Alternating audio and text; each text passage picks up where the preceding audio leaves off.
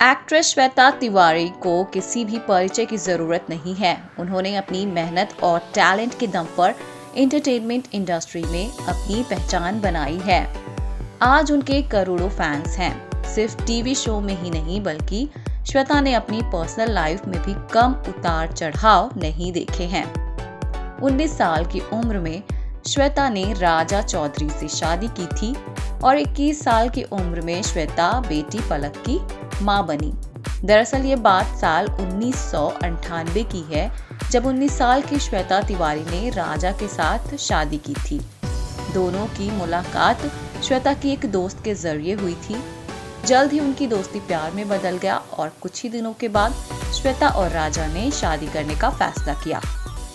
उस वक्त राजा अपने करियर को बनाने के लिए काफी स्ट्रगल कर रहे थे, तो वहीं श्वेता का परिवार भी उनकी शादी के सपोर्ट में नहीं था। हालांकि दोनों ने फिर भी शादी की।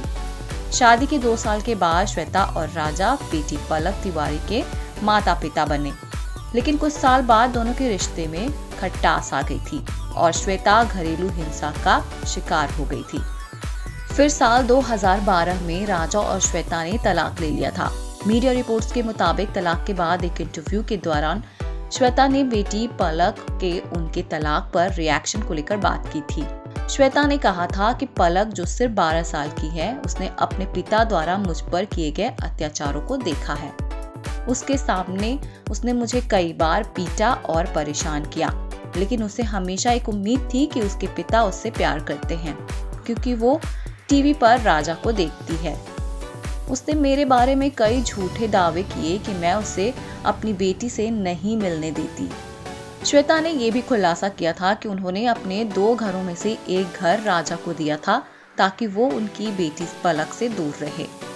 ये पूछे जाने पर कि क्या ये एक तरह का गुजारा भत्ता था, श्वेता ने इस पर जवाब दिया कि हाँ, लोग कहते हैं कि एक तरह का गुजारा भत्ता है, लेकिन तब कानूनी रूप से उनका प्रॉपर्टी पर उतना ही अधिकार था। ये सच है कि दोनों घर मेरी कमाई से खरीदे गए, क्योंकि उसने कभी कोई पैसा नहीं कमाया, जबकि मैंने पैसा कमाने के लिए कड़ी मेहनत की। वो मेरी कमाई से प्रॉपर्टी खरीदने के लिए घूमता था, इसलिए उसने उन्हें हम दोनों के नाम पर करने पर जोर दिया।